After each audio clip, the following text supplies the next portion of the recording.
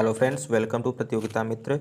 So friends, इस video में हम प्राचीन भारत के इतिहास से संबंधित कुछ महत्वपूर्ण प्रश्नों को डिस्कस करेंगे।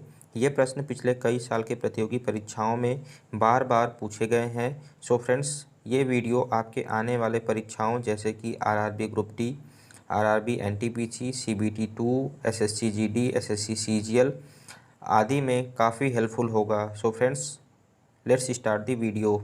और इसमें जो हमसे पहला प्रश्न पूछा गया है वो ये है कि जिस काल का कोई लिखित विवरण उपलब्ध नहीं होता है उसको क्या कहते हैं। तो इसका जो राइट आंसर है वो है ऑप्शन ए, दैट इज़ प्रागैतिहासिक काल। तो जिस काल का कोई लिखित विवरण नहीं होता है उसको बोलते हैं प्रागैतिहासिक काल। अगर हम प्रागैतिहासिक काल की बात करें तो इसमें होता है पूरा पाषाण काल, फिर होता है मध्य पाषाण काल और ये होता है एक नव पाषाण काल। और अगर हम पूरा पाषाण काल की बात करें तो ये भी 3 प्रकार का होता है: निम्न पूरा पाषाण काल, मध्य पूरा पाषाण काल और उच्च पूरा पाषाण काल। तो इसमें हमसे पूछा है कि जिसका कोई लिखित विवरण उपलब्ध नहीं हो उसको क्या कहते हैं। तो उसको बोलते हैं प्रागैतिहासिक काल या इसको बोलते हैं प्री हिस्ट्रिक पीरियड। अब हम आते हैं नेक्स्ट क्वेश्चन की तरफ। तो नेक्स्ट क्वेश्चन में हमसे पूछा गया है कि आदि मानव ने सर्वप्रथम किस पशु को पालतू बनाया था। तो इसका जो राइट आंसर है वो है ऑप्शन बी, यानी कि कुत्ता। तो आदि मानव ने सर्वप्रथम कुत्ते को अपना पालतू पशु बनाया था। अब हम आते हैं नेक्स्ट क्वेश्चन की तरफ। तो नेक्स्ट क्वेश्चन में हमसे पूछा गया है कि आधुनिक होमोसेपियंस मानव का उद्भव किस काल में हुआ। तो इसका जो राइट आंसर है वो है ऑप्शन सी, यानी कि उच्च पूरा पाषाण काल। अब हम आते हैं नेक्स्ट क्वेश्चन की तरफ। तो नेक्स्ट क्वेश्चन में हमसे पूछा गया है कि मानव ने आग का प्रयोग किस काल में प्रारंभ किया। तो यहाँ पे हमसे आग के प्रयोग के बारे में पूछा गया है कि उसने आग का प्रयोग कब करना शुरू किया। तो इसका जो राइट आंसर है वो है ऑप्शन बी। अगर ये पूछा जाता कि आग का आविष्कार कब हुआ था तो उसका आंसर होता पूरा पाषाण काल या फिर उससे पहले के जो समय थे उसमें हुआ था। लेकिन यहाँ पे हमसे पूछा गया है कि आग का प्रयोग किस काल में करना प्रारंभ किया। तो उसका राइट आंसर है नव पाषाण काल में। अब हम आते हैं नेक्स्ट क्वेश्चन की तरफ। तो नेक्स्ट क्वेश्चन में हमसे पूछा गया है कि मानव ने सर्वप्रथम किस धातु का प्रयोग किया। तो इसका जो राइट आंसर है वो है ऑप्शन सी, यानी कि तांबा। तो सर्वप्रथम प्रयोग किया जाने वाला धातु था तांबा। अब हम आते हैं नेक्स्ट क्वेश्चन की तरफ। तो नेक्स्ट क्वेश्चन में हमसे पूछा गया है कि मानव द्वारा प्रयोग में लाई गई पहली फसल कौन सी थी। तो इसका जो राइट आंसर है वो है ऑप्शन सी, यानी कि गेहूँ। अब हम चलते हैं नेक्स्ट क्वेश्चन की तरफ। तो नेक्स्ट क्वेश्चन में हमसे पूछा गया है कि मानव खाद्य पदार्थों का उत्पादक और उपभोक्ता कब बना।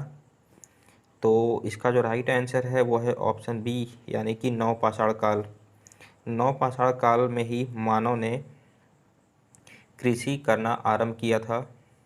और जब कृषि करना आरंभ किया तो जो इनके पास उपज हुई उसको पहले वो उत्पादक बने, यानी कि कृषि करके उत्पादक बने और फिर उसी का प्रयोग करने लगे और उस तरीके से वो उपभोक्ता भी बने।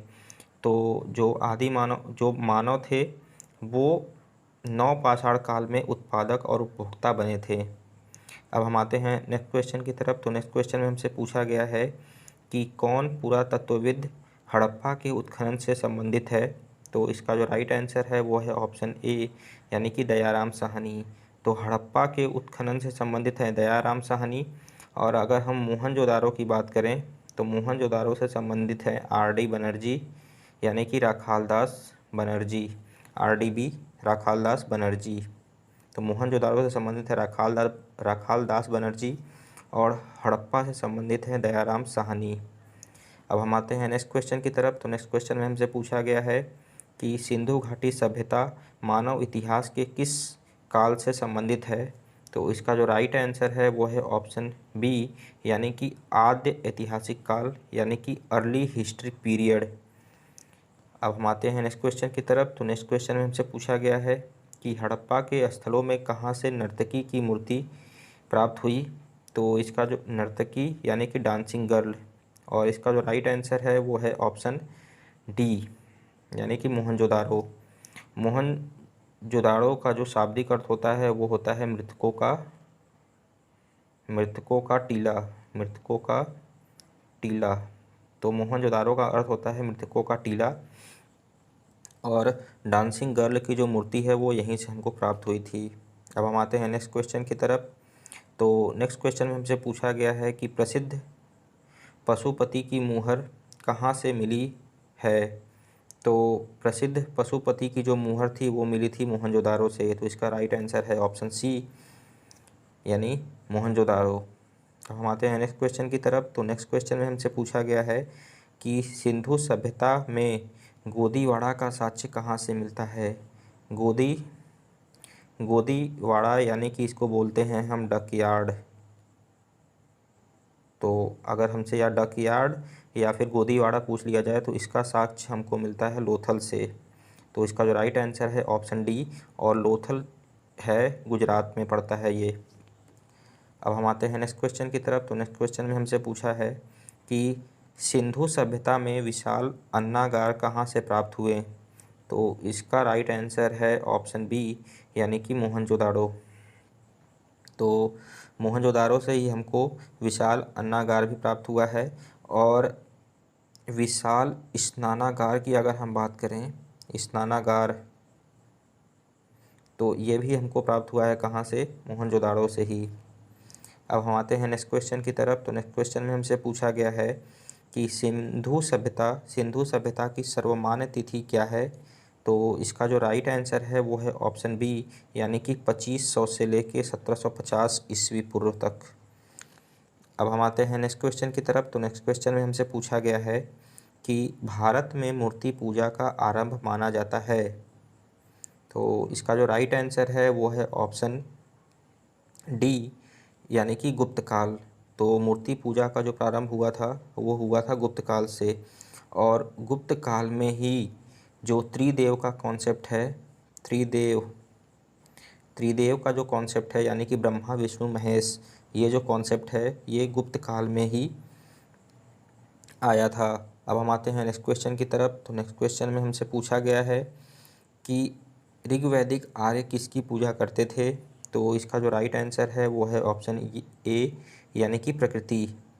तो ऋग्वैदिक आर्य जो थे वो प्रकृति की पूजा करते थे। अब हम आते हैं नेक्स्ट क्वेश्चन की तरफ।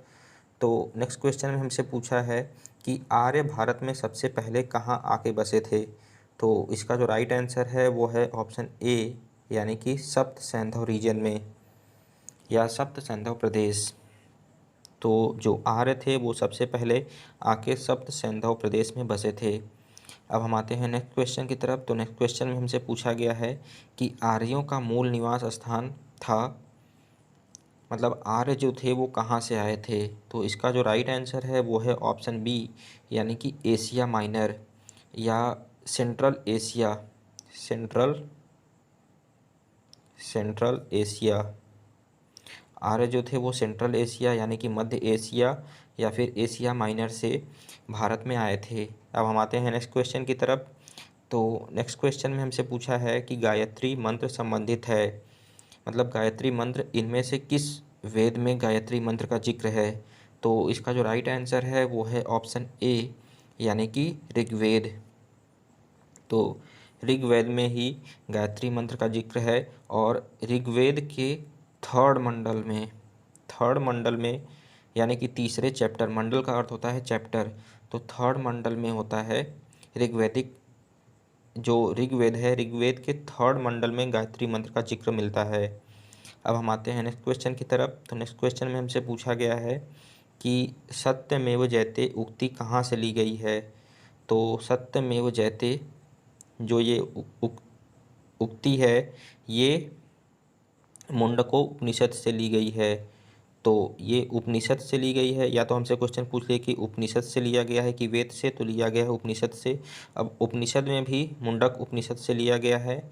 और ये जो छंदोग्य उपनिषद है ये सबसे पुराना उपनिषद है, ओल्डेस्ट उपनिषद है ये छंदोग्य उपनिषद।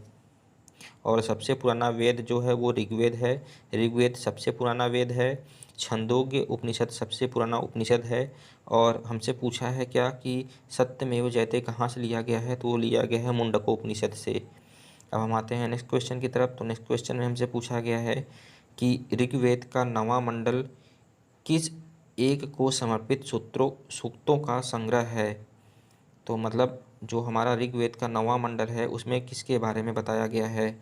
तो इसका जो राइट आंसर है वो है ऑप्शन ए, यानी कि सोम। तो ऋग्वेद के नवें मंडल में सोम के बारे में जिक्र किया गया है। अब हम आते हैं नेक्स्ट क्वेश्चन की तरफ। तो नेक्स्ट क्वेश्चन में हमसे पूछा गया है कि निम्नलिखित में से सबसे प्राचीनतम वेद कौन सा है। तो ये हम अभी पहले डिस्कस किए हैं कि जो सबसे पुराना वेद है वो है ऋग्वेद। तो इसका जो राइट आंसर होगा वो होगा ऑप्शन ए। अब हम आते हैं नेक्स्ट क्वेश्चन की तरफ। तो नेक्स्ट क्वेश्चन में हमसे पूछा गया है कि उत्तर वैदिक काल में इंद्र का स्थान किस देवता को मिला। तो उत्तर वैदिक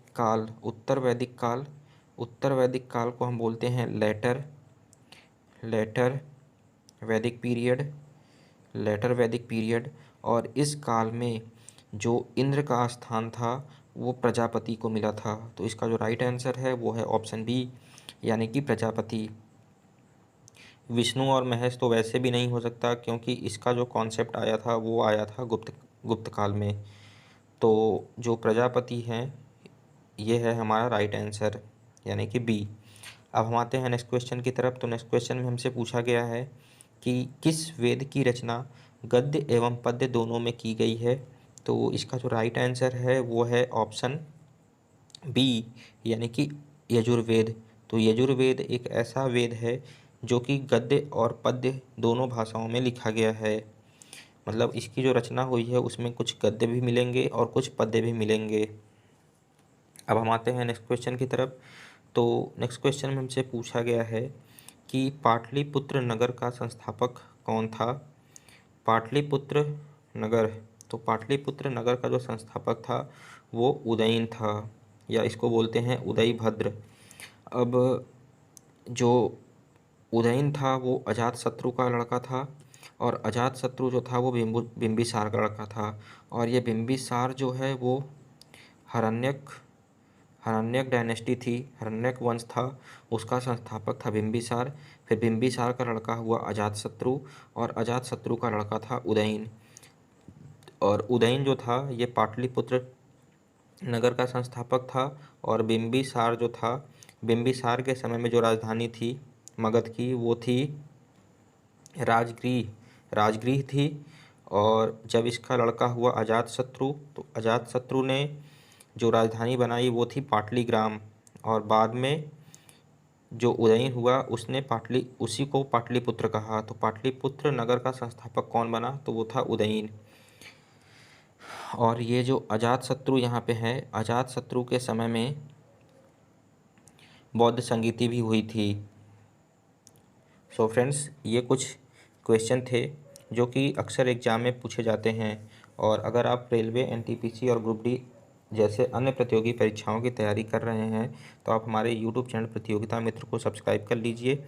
और अगर इस पीडीएफ को आप प्राप्त करना चाहते हैं तो उसके लिए आप हमारे टेलीग्राम चैनल प्रतियोगिता मित्र को ज्वाइन कर सकते हैं। वहाँ पे ये सारे पीडीएफ आपको फ्री में अवेलेबल हो जाएंगे। सो फ्रेंड्स, मिलते हैं नेक्स्ट वीडियो में, तब तक के लिए बाय बाय।